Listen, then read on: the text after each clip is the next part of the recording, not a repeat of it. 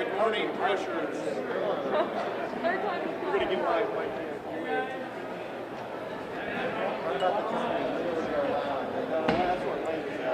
Oh, sure. I'll drive home. I have it. Good morning, pressures. Can you hear me?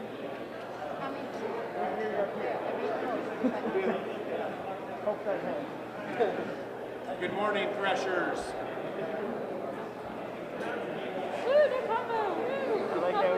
I like how he says it.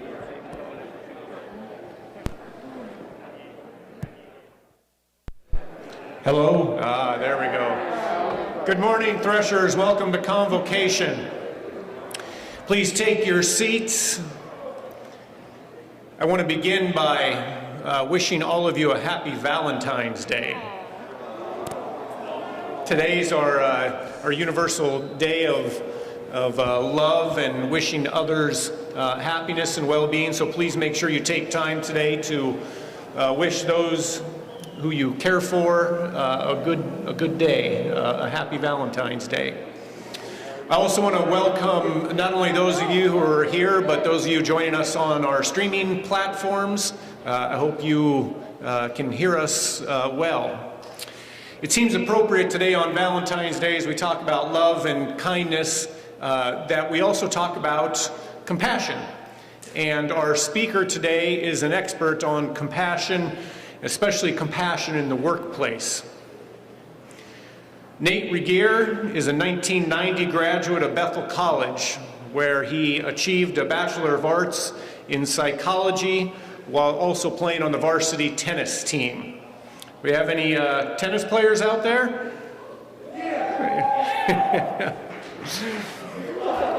After completing his BA in psychology at Bethel, he went on to complete a Ph.D. in clinical psychology from the University of Kansas, and after that started his work career at Prairie View here in Newton, Kansas. He was both a clinical and a health psychologist while he was at Prairie View, and provided mind, body, and spirit therapies and consulted with patients on medical systems.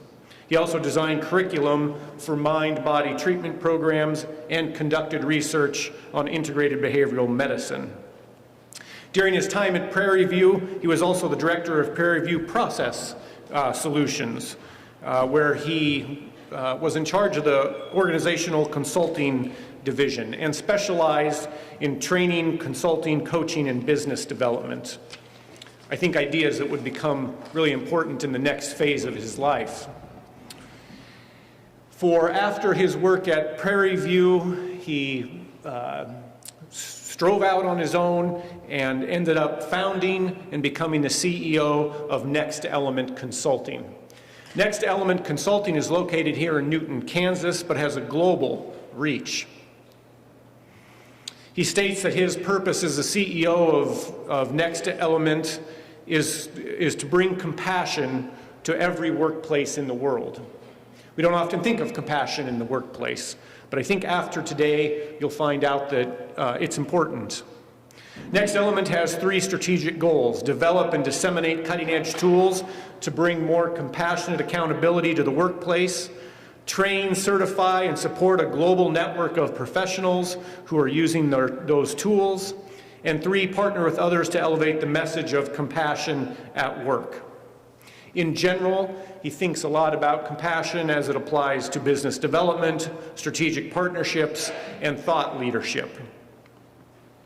He does this throughout the world, mind you. And he was just telling me as we were talking up here that they are super busy, in part because their mission is clear and what they have to offer is valuable to the world.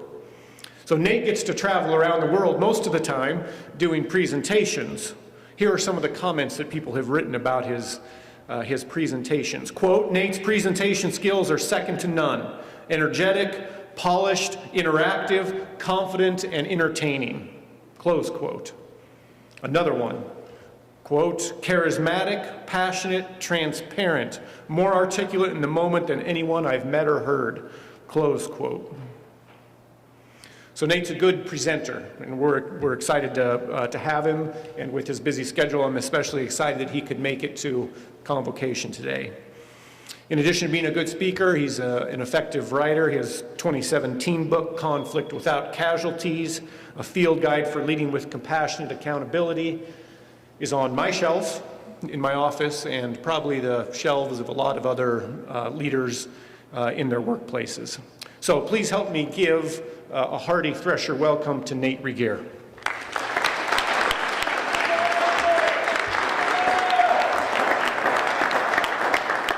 Thank you. Thank you, President Gehring. That was very premature clapping. You're clapping for a great introduction, but if you clap at the end, then it will mean something. Thank you. It is great to be here, and this is such a unique setting for me. I'm used to being over there. And so thanks for all of you coming. And when President Gehring said take your seats, I guess what he meant is take your seat and move it wherever you want to. So I'm glad. It feels like we're in a big circle here today. I was going to share a little bit about our company, but that was included in the introduction, so I will pass on that. One thing we're really proud of is that we support over 100 trainers in 11 countries and 6 languages, sharing the message of compassion around the world, because it's not just relevant here in Newton, it's relevant everywhere. And when you look at the news, when you look at what we're going through, compassion has never been more important than it is now. And so our goal at Next Element has been to make compassion practical, teachable, scalable, and impactful for anyone, including everyone in this room. And I hope today after my presentation you can take something away to change a conversation you have with a roommate or a professor or someone with whom you have a disagreement or a difference. Use these tools to create a more inclusive place for everyone to be able to use conflict to create instead of destroy. It all started in Africa. I was the son of missionary parents. This is me as a child. My first passion is dirt work. I've told my wife all the time, if I won $1 million or earned $1 million, I would probably retire and rent earth-moving equipment and play in the dirt. It's what I love to do. But I grew up in Zaire, now it's called the Democratic Republic of Congo, in a pretty idyllic life, not knowing conflict, just having a blast every day until I was about 10. I came back to the U.S. and went to middle school here in town and then went back, but this time I was in Botswana during the 1980s. During that time in Botswana, Nelson Mandela was still in prison and apartheid was the regime in South Africa. As a Mennonite missionary kid espousing nonviolence and pacifism, you can imagine we weren't that popular when traveling in South Africa. So I'm no stranger to conflict. Coming back from Africa then, I went to Bethel, ended up working in clinical psychology, working with victims of domestic violence, intractable situations with families that just wanted to destroy each other. So I've seen a lot of conflict in my life. And here's some things that I want to share with you some things I've struggled with, but first I want to tell you about my Bethel journey because I did graduate in 1990. It's awesome to be back here. Most of the time I spent in this room was during basketball games. I couldn't sit still, so I would come in here and shoot baskets instead of watching the game. I don't know if anyone else was like that. But it all started here with the draw. So I did play tennis, yes. So where are the tennis players in here? We'll see you again. Awesome, sitting together. I like that. So, cool. So, I was on the on the Botswana national team playing tennis as in Davis Cup, Junior Davis Cup. So this is a picture of me as a senior in high school getting ready to get on the plane and travel to Zimbabwe to play Junior Davis Cup. But I came to Bethel partly on a scholarship for tennis and for academics. In the 90s, there was no internet to go research colleges. I didn't tour and try to get recruited like my kids do. I just knew I was coming to Bethel because that's where my parents went, and they offered me a little bit of money. So I came and played tennis here, but that's me there in case you're trying to figure that out with the blonde hair. But the dream was I was going to get rich. So I enrolled in all the business classes and I declared a major of business because I was an entrepreneur, I was going to get rich and make a lot of money. But it all came crashing down when I enrolled in Econ 3. Econ 1 was hard enough. I was used to getting straight A's in high school. I was jamming through the rest of my classes. Econ 1 was like, it challenged me. Econ 2, I got a B+. And when I enrolled in Econ 3, I went to the bookstore to buy the book. I don't know if you still do that. And it was like this thick, like 3 inches thick. And it was shrink wrapped. And inside the shrink wrap on top of the cover was a floppy disk. I think it was a 5 1/4 floppy disk. And I had heard rumors that these disks could hold as many as 10 books on them. So when I looked at that book, I saw 11 books. And I said, forget that. I changed my major to psychology, and that was the beginning of my career. Is Dwight here? I don't know. But thank you, Dwight. I changed my major to psychology, and that really turned out to be my calling and my passion. Because all those crazy words about being charismatic and passionate and all that stuff, I really realized I wanted to use that to help people empower themselves. I didn't want to sell products. I wanted to sell people on their own value, on their own capability as human beings, and on their own accountability for their behaviors. So that started that career, went on to KU to do that. But here's what I've struggled with. This has been my lifelong struggle. First of all, I was raised to turn the other cheek. I was raised to always respond to anything without violence. Never hurt anybody, never yell back, never fight back, whatever. And that was all fine and good when I was about this big. But when I was 6'2", 200 pounds, a fit tennis player, and somebody came up in my business, usually I knew I could probably prevail physically if I wanted to. But I chose not to. And I always struggled with that because how do you reconcile turn the other cheek with accountability for behavior? And I was living in a part of the world where people were doing really bad things to each other, and that's not okay. How do we change that? I also struggle with nonviolence versus peace. I didn't see that they were the same thing. And honestly, I see a lot of violence in churches without people ever raising their voices or raising their hands. Passive-aggressive behavior, withholding information, not talking to people, all of that stuff. Not voting and then talking about it behind the scenes. All kinds of crazy stuff. I didn't know what to do with that. Also, I didn't see why it couldn't be a third way. Why do there always have to be win-lose situations? Except for in tennis, where I always needed to win. But other than that, there's got to be a third way. And in philosophy at Bethel College is where I finally got excited about this idea of a synthesis. Remember Hegel's dialectic? There's the thesis, there's the antithesis, and then there's the synthesis. And I realized there's got to be that when it comes to conflict between people. So these are things that I've really struggled with throughout my life. And so I want to check in with you all about how you see conflict. So I'm going to give you 1 minute, but here's the problem. Once I do this, I might never get you back. So will you pay attention when I start talking again?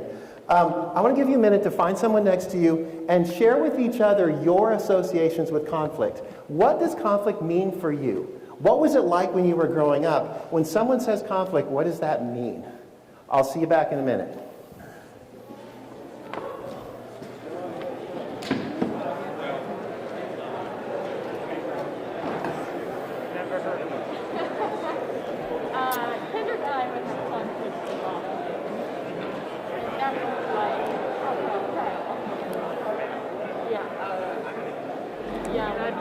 Sometimes they're not a lot. What is it? It's not a lot. Punch them in the back. That's really good.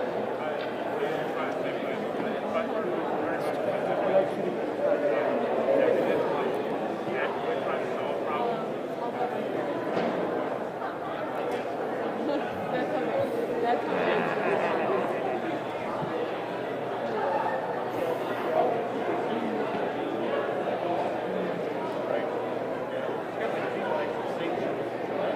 Never mind. Yeah.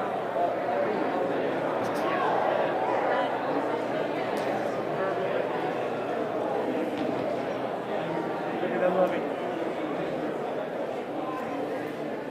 All right. Probably not enough time for some of you, probably too much time for others. Anybody willing to share, what did you talk about? What is your association with conflict? What comes to mind? Anybody willing to share? What's that? Divorced parents. Yeah. What else? Opposing views. Yeah. What else do you associate with conflict?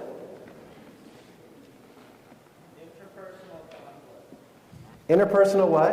Intrapersonal and interpersonal conflict. Intrapersonal within me and interpersonal between us conflict. Yeah, two different kinds. We actually have 2 advanced courses we teach. One is dedicated to each one of those because they're really different. Thanks for noticing that. Anything else? Well, let's do a little quiz. I'm curious. This quiz doesn't have any right or wrong answers, and you don't have to share it with anybody, but I'm going to pose to you 3 questions and invite you to answer for yourselves how you would answer this question. When conflict comes knocking, do you do things for people even though they didn't ask you for help? When conflict comes knocking, do you avoid sharing your feelings, believing it won't matter or it'll just make things worse? Or maybe nobody's going to listen anyways.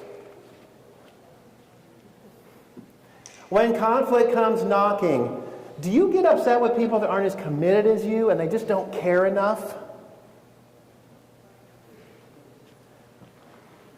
Well, if you responded yes to any of these questions, here's the good news and the bad news.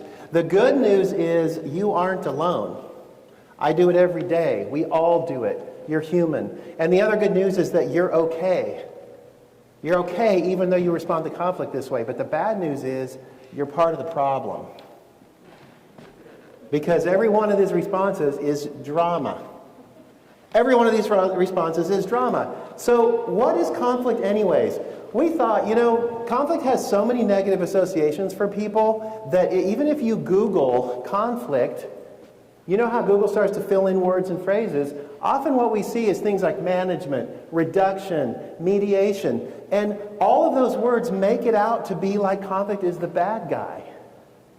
That we should manage it, reduce it, mediate it, deal with it. But conflict is not the bad guy if you define it right. Conflict is just the gap between what I want and what I'm experiencing at any point in time.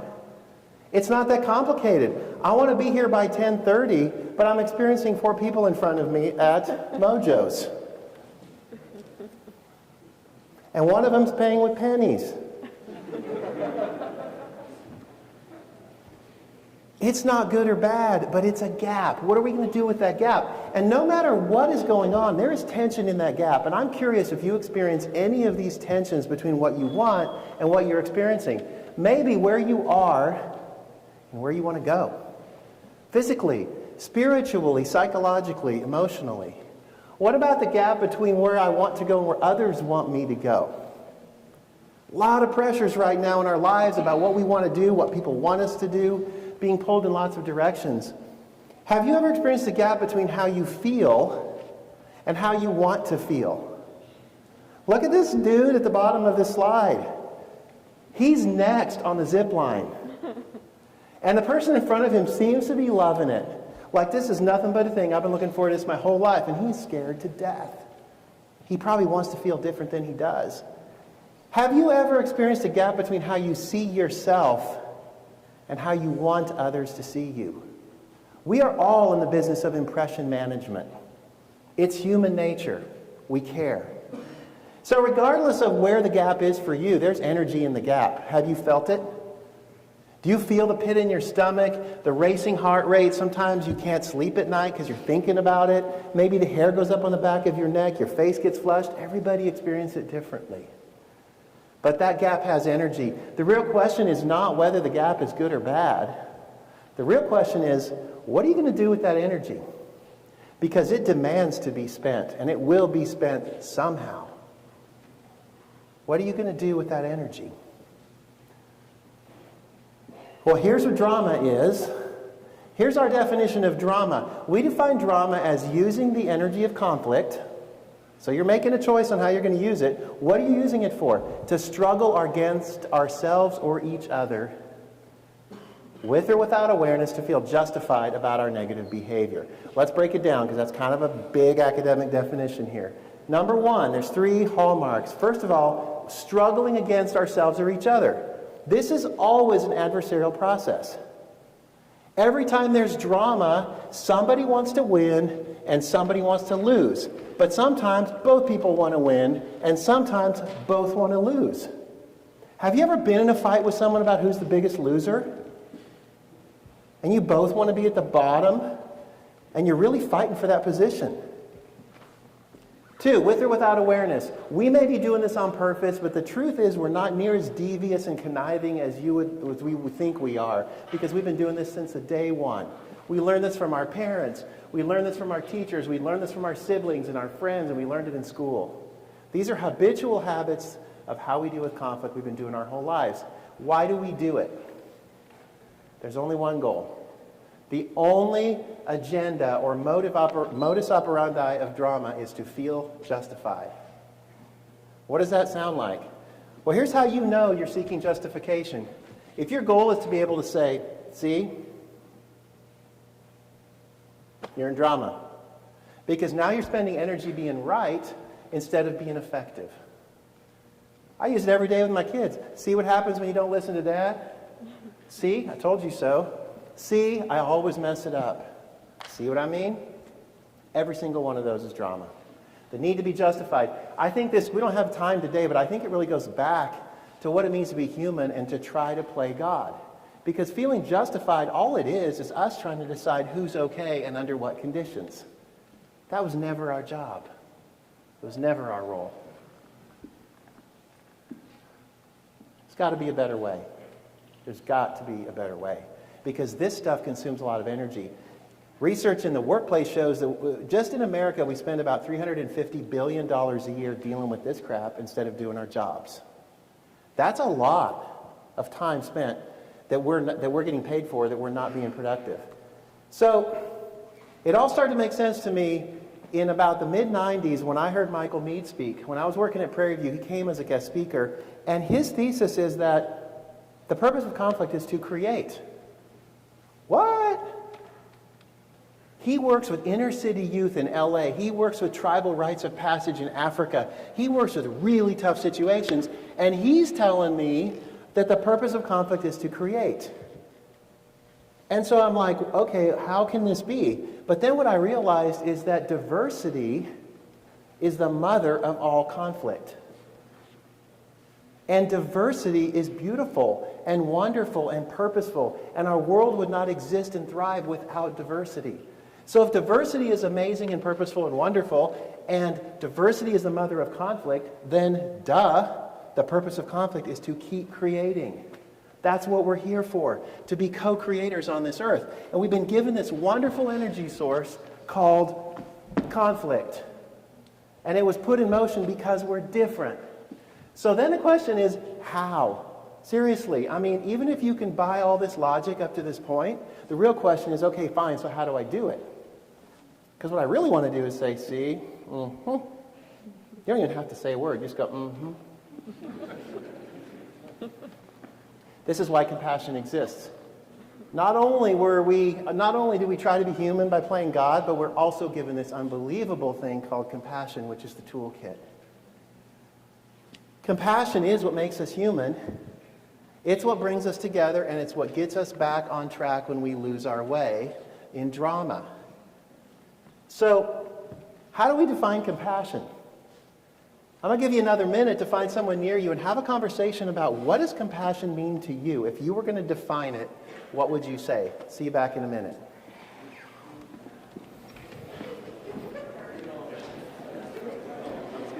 Yeah.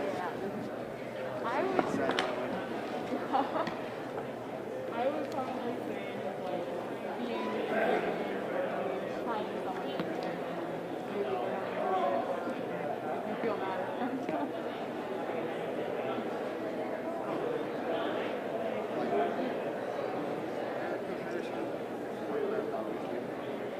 Always talking about like grace is like something really not. So I think I would fall into the same thing that you're talking about. It's kind of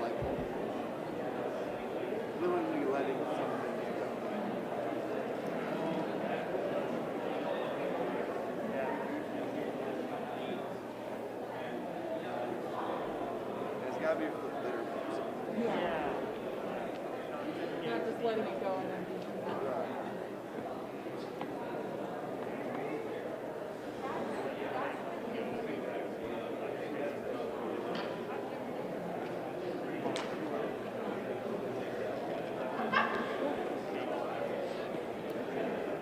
All right, welcome back. Welcome back.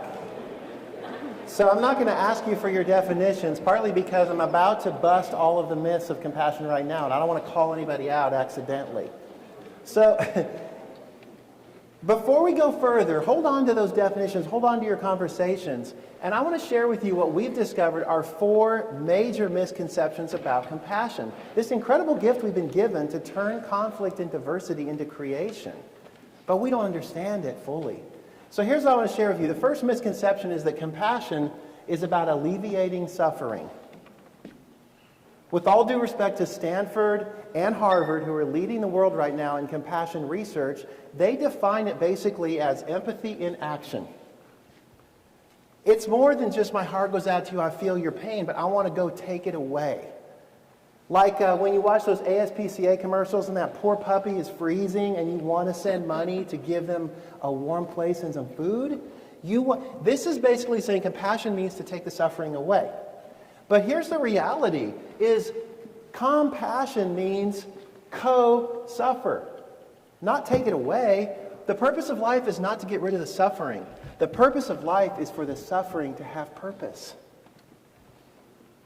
So, yes, of course we want to take away the pain. Of course we want to help.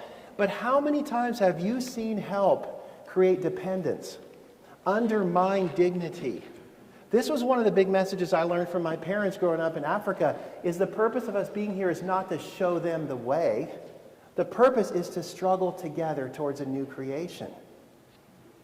So co-struggle and co-creating means that the person or the entity in which you're together, you are co-creating the third way. You're not showing it to them or giving it to them or fixing it for them. That undermines human dignity. Number 2 is compassion is soft. Oh, well, if that was true, you should see some of the hardened leaders that we try to train. They can't do it, because here's why. Compassion is not soft. It requires 3 really critical things. We have to be brave enough to be vulnerable. Cue Brene Brown and Sarah Bareilles. We have to be confident enough to be humble. You can't be humble unless you know you're okay and you're valuable and you're worth it. I've heard humility defined as not thinking less of yourself, but thinking of yourself less. You have to know you're okay. And you have to have the courage to walk the walk, hold the boundaries, aspire to the highest standards that we hold for each other in humanity. This is not soft. This is hard work. Number 3 is compassion is for selfless servant leaders. Well, if that was true, I wouldn't be here today, because I'm pretty selfish, I'm pretty self-centered, I'm pretty narcissistic. In fact, I got banned from the Bethel tennis team my junior year because I wasn't a team player. In high school, it was every person for themselves. You kick some butt, you can go home. In Bethel, it's a team sport. You support your people. And I would win my match, and I'd say, "Can I go now?" And the coach was like, "What are you talking about? You're here to support your team. We're in this together." And I've learned how to be more compassionate. It's for anybody. And not only that, but compassion is intrinsically rewarding. You don't have to be Mother Teresa or Gandhi or even Nelson Mandela to be able to do this. Here's what research shows on brain science. Empathy triggers the pain centers of the brain. Empathy hurts because you're feeling pain. And in medical settings particularly, we call it compassion fatigue, but it's not. It's empathy fatigue. That's what causes burnout, is holding pain and feeling pain with nothing to do with it. No release, nothing to turn that into. Compassion, though, actually triggers the reward centers of the brain, dopamine and other receptors. So when physicians that are on the verge of burnout are taught compassion skills, they actually engage more fully with their patients. They come closer to the patients, and they feel a renewed sense of energy for their work. Finally, the 4th misconception is that compassion and accountability are opposites. No, not at all. In fact, compassion necessarily includes accountability, and that's what I want to share with you about how that works so that you can go practice it in your life. Imagine a pendulum where on one end of the pendulum is no compassion, the least compassion possible. And on the other end of the pendulum is the most compassion possible. Let's take a look at how this might apply to the pandemic. Prior to the pandemic, we were doing the cancel culture thing, and that's probably still happening, right? I can't imagine less compassion than that. You don't like someone's views, you don't like what they've done, so you just want to get rid of them and eliminate them and their dignity and their humanity. We'll cancel them.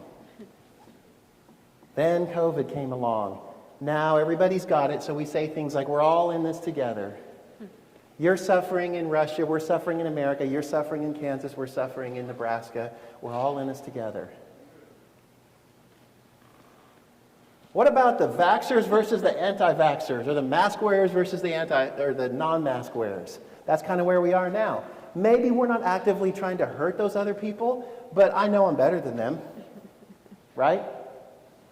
And I know they're dumb, or not committed, or don't believe in freedom, or whatever you want to say. And then there's right in the middle. So I go to church last week, and our church is kind of back to saying maybe we should wear masks, but we want to get together. I wear a mask into church, and I notice hardly anybody else is wearing one. But I don't feel judged. I don't feel like I need to change my behavior or they need to change theirs. It's kind of like my daughter says, Dad, you do you, I'll do me. Okay, great, but now we're just coexisting. There's got to be something better than that. And that's the true definition of compassion is over here, when we recognize our fates are literally codependent. We're not just going through it at the same time. We are actually in this together. And our behaviors affect each other, and we are mutually responsible to create what's next. So how do we interact with each other during conflict with compassion? Well, that's been what my whole career in life has been dedicated to. We've developed 3 curricula that we share around the world, and the purpose of doing this, the purpose of curriculum, or really what education is, my favorite definition is, it's just formalizing human experience. Why do we do that? So we can scale it, so we can replicate it. That's why we do it. So we've created 3 curricula that are about systematically teaching people compassion in ways that can be repeated in a consistent way and get the results that we want in a consistent way. These are the things that we certify people in. Along the way, we've discovered what we call the compassion cycle. It's a constellation of 3 core competencies that you can learn and you can practice. Thank goodness for me, because I didn't have a lot of these to start with. And when you put them together in the right way, you can do some pretty amazing things. This cycle, I'll show you what's in white here. The words are open, resourceful, persistent. 3 core competencies for compassion. And when you put them together in a particular way, we've discovered an order and a template that seems to work really, really well to turn drama into something else. And it's called ORPO, ORPO. It stands for Open, Resourceful, Persistent, Open. And it's a template that you can use anytime there's a gap between what you want and what you're experiencing, so you can do conflict without the casualties. So, what might it look like? You want to see it in action? No. It's time to go. No, I'm kidding. Let's say that something's going down and you've witnessed this conversation, or you're in a conversation and you're not okay with it's kind of really triggering you from a social justice or maybe an inclusion perspective, and you want to say something. What if you did this? I'm feeling uncomfortable right now. Why? I interpreted your comment to imply that privilege is something we should be ashamed of. Was that your intention? Because it's important to me that we separate privilege from personal responsibility. How do you feel about this? Now, that's a tough conversation opener right there. But I started this with my sister, who's doing some really, really cool work on this topic, and I wasn't sure how to take something that she said. So I owned my interpretation of it, and I shared with her that there's a gap between what I want and what I'm experiencing. How about this one? This is a real situation. So I was doing a similar presentation at Bluffton College a couple years ago, and afterwards a student came up and said, I love this ORPO thing. Could you help me use it with my girlfriend? I'm like, what's up? No, with my boyfriend. And I said, what's up? She goes, well, here's the problem. We just started dating, and I'm covered with tattoos, and we're about to go have dinner with his parents. They're going to meet me for the first time, and I think they're pretty conservative. I'm really nervous that they're going to judge me. And I'm not okay with that, and I want to be ready for that situation. I said, all right, let's do it. I'm anxious about dinner with your parents. I'm worried about feeling judged. Will you help me come up with a plan for how we'll handle it if and when they notice my tats? I need to know I have your support before we go. How do you feel about this? Not an easy conversation because this person is starting conflict for the purpose of creating a third way. I have 3 daughters. The youngest one is a freshman in college, and they kind of like to party like their dad did. I'm not going to lie. But they're also responsible. What happens when you're getting ready with your friends or your roommates and you're going to be going out, and they've already started drinking, and you're a little bit concerned about how y'all are going to get home tonight? What do? How are you going to talk about that? Because if you wait till it's too late, it's too late. What if you used Orpo and said something like this? I'm anxious about getting home safely tonight. Is someone willing to be the designated driver? Because it's important to me that we plan ahead. How does that sound? Anybody start to see the pattern of what's happening here? Starting it open means we get vulnerable with each other and say, here's what's going on in my heart. I'm not blaming you. I'm taking full ownership over my stuff because it's my gap. I'm the one experiencing the gap. I'm not making it your problem. And then at Resourceful, we said, here's what's going on. They deserve to know why you feel the way you do. In a non-attacking way. I said to my sister, I interpreted your comments to mean this. I didn't say, are you trying to tell me, No, I didn't accuse her of anything. I owned my interpretation. Then I checked with her, is that your intention? At Persistent, we get really crystal clear about what are our commitments going to be to each other, why does this matter, and why do we even care about engaging conflict with each other? Let's try this one. Oh, here's the template. Yeah, I just shared that. So I want to share with you how I use Orpo to apologize. I came home one time right in the middle of COVID when we had closed our office down, but I still kept going because I needed my structure and I needed my day. I was all there by myself. And it was a horrible day. I hadn't done anything productive. I felt stressed out. I came home. The kitchen was a mess. My daughter's chores are to clean the kitchen 1 time a day, anytime. She gets to choose. But I needed it cleaned now because on the way home I was fantasizing about cooking dinner in a nice clean kitchen. Therapeutically, I can unwind from my day. So I blamed her and went off on her for the messy kitchen. And then I realized that was not okay. So I used Orpo to apologize, and I said, I feel embarrassed and angry at myself for what I said earlier. I disclosed my own feelings. I said I was in distress from work and I was looking forward to cooking dinner. That's my problem, not yours. And then I said, I am sorry about lashing out to you. I will honor our agreements about your chores. We had a commitment and I violated it, and I'm sorry. How are you feeling about this? This has transformed my relationship with my children, with my wife, with my colleagues, because we can apologize in ways that doesn't make ourselves less than, it doesn't blame, and it invites them to co-create a new solution. So, before we wrap this up, how about this one? Have you ever been a victim of non-consensual helping? I use that word on purpose because I have 3 daughters, if you haven't figured it out. And I don't like the word non-consensual being used for anything in connection with my daughters. Non-consensual helping is when someone helps you without your permission, without your request, and they violate your boundary of dignity. I'm not talking about the EMTs pulling you out of your car in the ditch. I'm talking about day-to-day situations where you might be struggling and someone's like, here, let me show you how. Let me show you my technique. Oh, here, press Alt-F. Did I ask you for help? That's a violation of dignity, and it's a boundary violation. So how do you talk to somebody? What if you said this? Hey, I'm feeling defensive. Because wouldn't you feel defensive, like you want to defend yourself when someone violates a boundary? Of course you're feeling defensive. Here's why. I'm trying to figure it out, and I want an opportunity to give it a go first. But here's the thing. I'm not shirking my responsibility, so I want you to know I am committed to doing my part. And I will let you know if I need help. How does this sit with you? Good luck when you confront your abusers on this. It's not going to be easy to take. But this is the kind of conversations we need to be having with each other. I'm going to skip this one. Now, one for the professors and the faculty in here. You've asked for 2 extensions already. Come on. Time is up. You got to get this thing turned in. But what if I was going to do it with compassionate accountability? I might say, I'm concerned about something, I want to talk to you. Will you come to my office, or can I meet you for coffee, or whatever? And I go there and I say, I've agreed to move the deadline twice to give you more time. The new deadline is Friday, and I won't extend it again. I'm here to support you. I'm not going to negotiate on the boundary, but I'm here for you to help you figure out how to make it. Compassionate accountability is how we use the energy of conflict to create.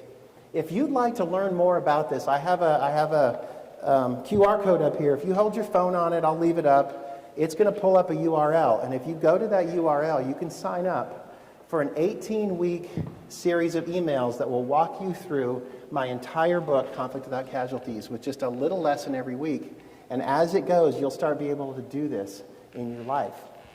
I'll leave it up here. It's free. It's for you. I encourage you to use it if you want to.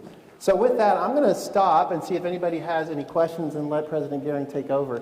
Thank you for giving it a go to try to find creation amidst differences.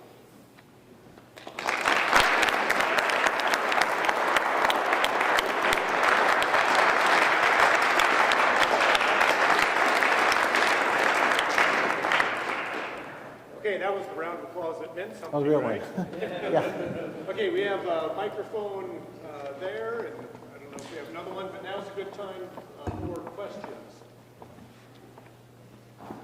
Well, you have to go stand at a microphone? That's intimidating.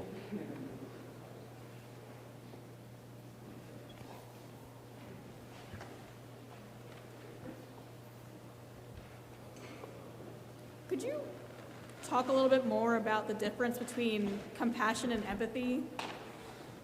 You want to know more about the difference between compassion and empathy? Yeah. Awesome. So empathy is, in the human brain, there's a class of neurons called mirror neurons. Their only job is to detect and replicate another person's emotions.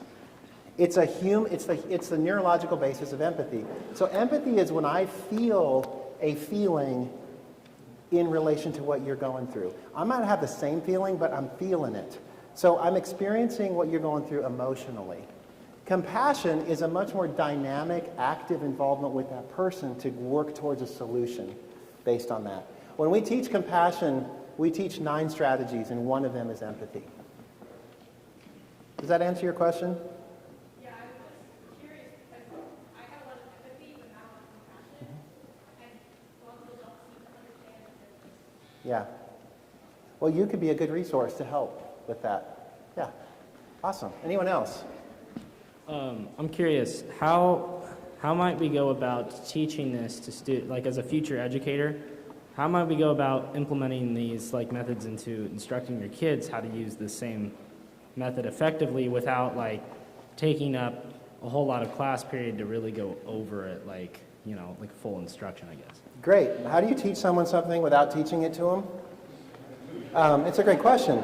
And I'm not being facetious because that's a challenge. And as an entrepreneur, I'm also interested in making money off my stuff. But I also want to help change the world. So one of the ways that this works is when we use Orpo, what we're doing is we're changing the rules of the game. Implicitly, the other person doesn't have to know anything about what's happening because we're giving them an alternative way to respond to us. So what we've found is when somebody uses Orpo in a tough situation, about 50% of the time, the other person will respond dramatically different than they did before without having any idea what's happening. If you do Orpo 2 or 3 times in a row and you stick to your guns, 90% of people will have a dramatically different response to you than they did before without ever knowing what's happening. So it's really about us role modeling it and providing people a different way to be with us. Yeah, well, yeah, sorry. Masks, like looking for the eyes. Anything else? Yeah.